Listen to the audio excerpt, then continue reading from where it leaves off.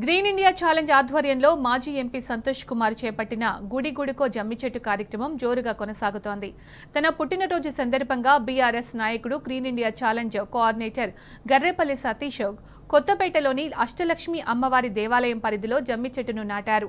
పర్యావరణ పరిరక్షణతో పాటు హిందూ సంస్కృతి సాంప్రదాయాలలో ప్రత్యేక స్థానాన్ని సంపాదించుకున్న జమ్మి చెట్టును ప్రతి గుడి ఆవరణలో నాటాలని కోరారు. కార్యక్రమంలో ఆలయ ప్రధాన అర్చకులు రాఘవాచార్యులు, బీఆర్ఎస్వి రాష్ట్ర కార్యదర్శి ఎన్ఎన్ రాజు తదితరులు ఉన్నారు.